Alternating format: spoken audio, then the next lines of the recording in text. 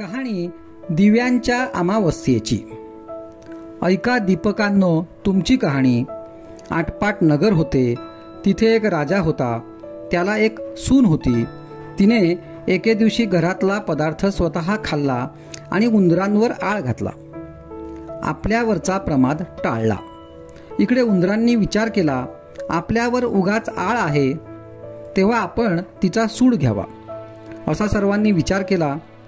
त्यांनी रात्री हिची चोळी पाहुण्याच्या अंथरुणात नेऊन टाकली।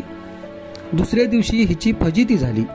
सासू दिरांनी निंदा केली, घरातून तिला घालवून दिली।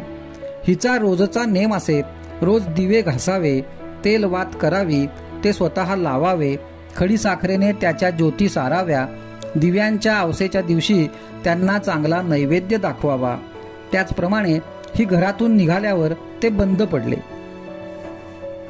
पुढे अवसेच्या दिवशी राजा शिकारीहून येत होता। एका झाडाखाली मुक्कामास उतरला।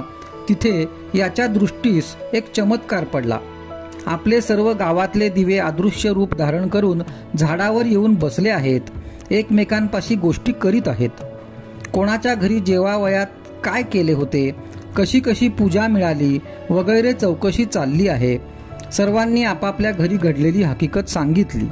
त्यांच्या मागून राजा घरचा दिवा सांगू लागला, बाबांनो काय सांगू, यंदा माझ्यासारख्या हतभागी कोणी नाही। मी दरवर्षी सर्व दिव्यात मुख्य असायचा, माझी थाटामाटात आरती व्हावयाची, यंदा अशा विपत्तीत दिवस काढावे लागत आहेत। इतके म्हटल्यावर त्याला सर्व दीपकांनी विचारले, असं होण्याचं कारण काय? मग तो सांगू लागला, बाबांनो काय सांगू, मी या गावच्या राजाच्या घरचा दिवा। त्याची एक सून होती, तिने एके दिवशी घरातला पदार्थ स्वतः खाल्ला आणि उंदरांवर आळ घातला। आपल्यावरचा प्रमाद टाळला। इकडे उंदरांनी विचार केला, हा आपल्यावर उगाच आळ घातला आहे, तेव्हा आपण तिचा सूड घ्यावा। रात्री तिची चोळी पाहुण्याच्या अंथरुणात नेऊन टाकली। दुसरे दिवशी तिची फजिती झाली। सासू दिरांनी निंदा केली, घरातून तिला घालवून दिली, म्हणून मला हे दिवस आले। ती दरवर्षी माझी मनोभावे पूजा करीत असे, जिथे ती असेल तिथे खुशाल असो असे म्हणून तिला आशीर्वाद दिला। घडलेला प्रकार राजाने श्रवण केला।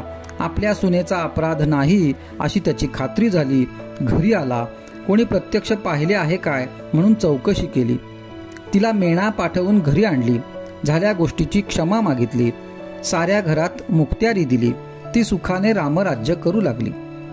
तर जसा तिला दीपक पावला आणि तिच्यावरचा आळ टळला, तसा तुमचा आमचा टळो।